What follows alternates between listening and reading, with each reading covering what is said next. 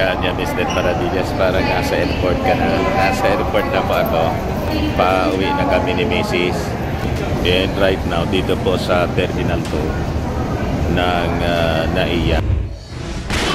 Nagpapagang mga balita at pagtalakay sa mga isyu ng lipunan. Bulsa, opinyon, banat at paglalantad sa katotohanan. Bulsa, what you see is what you get. You decide. Napakaraming pasahero po, ipakita ko po sa inyo. So yan po mga kababayan, uwian kasi ng mga tao kasi December 24 ngayon, sabay-sabay. Yan po, ang daming tao, siksikan kanina doon, ang haba ng pila. So hindi pala mga kababayan, hindi advisable na magbiyahe sa ganitong panahon. Actually, dapat kahapon pa kami dapat umuwi Sabado. Nang magbukbok kami ni Mrs. Napakamahal na ng pamasahe. 39,000 po kaming dalawa. One way lang, Manila to Legazpi. So pinahanap ko yung aking anak. May booking office kasi po kami sa lahat ng airline company. So nakakapamili kami ng mura. Yung pinakamura na nakuha ng anak ko, yun ngayong linggo, butit nakakuha pa kami ng mura. 17,000 yung pamasahin naming dalawa. So 8,500 yung bawat isa. Mahal pa rin. So normally yung pamasahe po, pag hindi ganitong holiday season, yung malapit na sa Pasko or Pasko na mismo, yung pamasahe po around mga 5,000 plus or 6,000, 7,000 yung pinakamahal. Pero pag ganito pala mga kababayan, from 17,000 to 39,000 matindi. Hindi na kami uulit sa next time pag pumunta kami ng Maynila. 3 times na kasi kami na nagbiyahe ngayon. Kailangan may nakabook na kami pabalik para hindi kami magka-problema sa booking at hindi tayo magulpi. Napakamahal na yung ticket po sa aeroplano. Kasi siyempre, sabay-sabay na umuwi yung mga tao for the Christmas vacation po. By the way, gusto ko palang pasalamatan yung ating Pangulong Bongbong Marcos kasi na-invite tayo po, kaya pumunta tayo sa Maynila. Na-invite tayo para sa Christmas party sa Palasyo Malacanang ng mga supporters niya at saka yung mga vloggers ng Palasyo. Hindi na tayo nakapag-pa-picture po, pasensya na po kasi nagagawan sa nagunahan mga kababayan sa pagpapapicture. Hindi kasi na-advise ng maayos yung mga tao na sana umupo na lang sana yung mga tao at yung sabi nga yung ating Pangulong Bongbong iikot na lang doon sa bawat mesa para magpa-picture sa souvenir photos man lang, diba? Kaya lang hindi na po nangyari kasi nagunahan na po, nagsiksika, nagbalyahan. Hindi na din po tayo sa babae doon sa pakikipagbalyahan. Kakaya naman. So makikita natin kasi talagang kung gaano kainit yung pagtanggap sa ating Pangulong Bongbong Marcos during the campaign. Ganon pa rin po. Rockstar pa rin yung ating Pangulong Bongbong. So maraming salamat sa ating Pangulong Bongbong sa imbitasyon niya. Actually, ako lang yung naimbitahan sa Bicol. Ako man lang kasi yung vlogger ng ating Pangulong Bongbong from Bicol, from the province of Albay. Karamihan kasi na mga Bicolano po, mga dilawan. Pero si Juan Historiador pala, na kasama natin doon. Ano siya, Bicolano din, from Camarines Norte. Yan. At saka yung isa pang Bicolano, kababayan ni pero hindi doon, nasa si Benji Contreras. Kumusta ka, Benji? Magiging kasama natin siya sa ilolods nating programa, yung Kape Insamada ni Tito at Tita.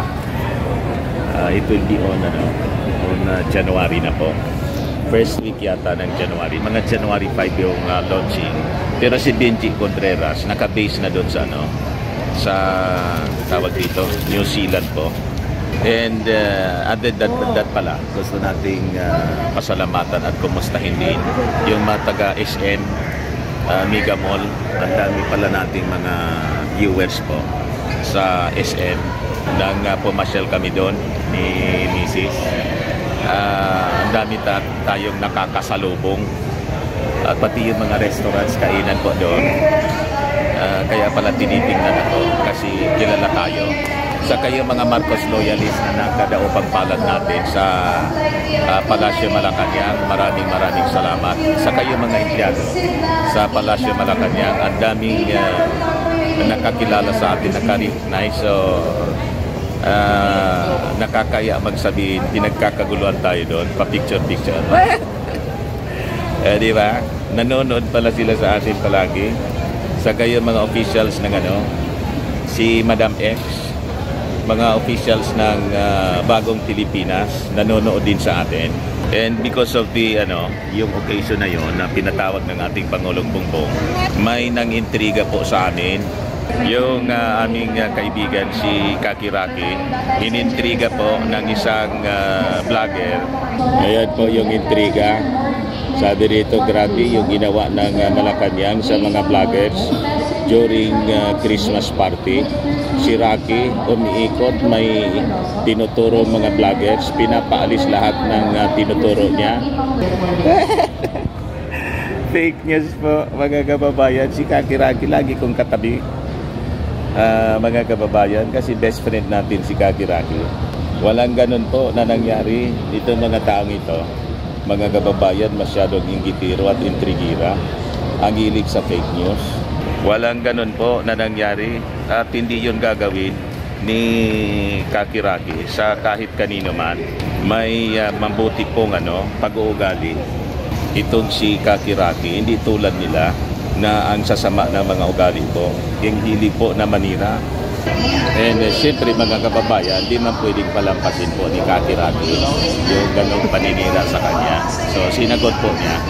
Ito yung sagot ni Kakiraki. According to most unreliable source, I now wield powers within the palace.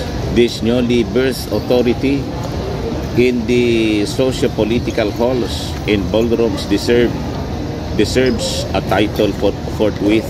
Let it be known to the royalty, the nobility, the gentry, and even the rabble that I am, by virtue of the preposterous allegation made against me, will from here on be addressed as Grand Duchess Rocky. So sinagot ni Rocky ng punong-puno ng sarkasam. This is a truly a conflicted feeling of honor and horror for me from this new level of crazy and funny narrative. I promise to be laughing at this for most of this morning. So help me God, long live. So yun mga kababayan, ang sagot ni Kakiraki with full of sarcasm. Kasi po sa totoo po,